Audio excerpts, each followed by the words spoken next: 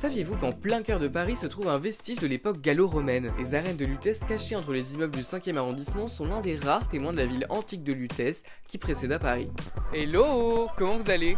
Aujourd'hui nous partons sur les traces de cette arène millénaire, explorant son histoire, son architecture et son rôle dans la vie de nos ancêtres les gallo-romains. Donc allez hop, c'est parti!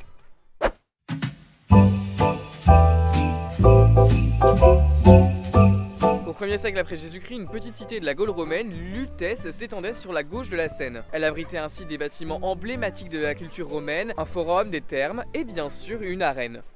Construite entre 50 et 100 après Jésus-Christ sous le règne de l'empereur Claude et de ses successeurs, l'arène était un lieu central pour la communauté. Elle pouvait accueillir environ 15 000 spectateurs, un nombre impressionnant pour une ville de cette taille. Les arènes de Lutèce servaient à la fois d'amphithéâtre pour les combats de gladiateurs, mais aussi de théâtre pour les tragédies ou comédies, quoique les comédies étaient plutôt très mal vues.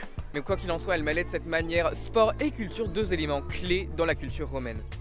L'architecture des arènes était un modèle d'ingéniosité, l'édifice mesurait 132 mètres de long et 100 mètres de large. Sa forme elliptique permettait une excellente acoustique idéale pour les pièces de théâtre et une bonne visibilité pour les combats. Comme dans tout amphithéâtre romain, les spectateurs étaient répartis en fonction de leur rang social, les élites avaient les meilleures places tandis que les classes populaires s'installaient plus en hauteur. L'arène centrale entourée d'une balustrade était l'espace où se déroulaient les spectacles.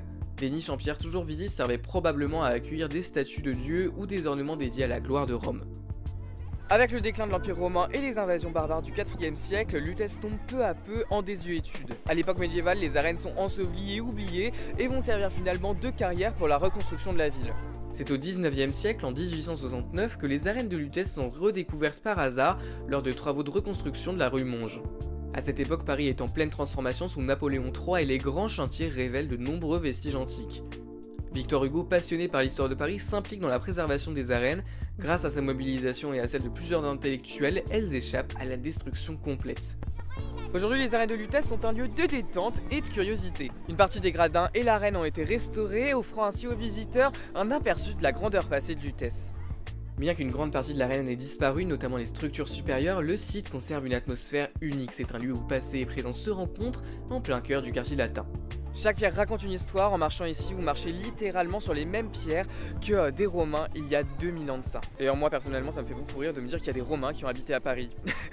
Les arènes de Lutèce sont au-delà d'un site archéologique un rappel précieux de l'histoire de Paris, un témoignage du génie romain et un lieu où l'Antiquité reste vivante finalement. Si vous cherchez un coin au calme ou un voyage dans le passé, cet endroit est absolument incontournable. Et moi, je n'ai plus qu'à vous dire évidemment à demain.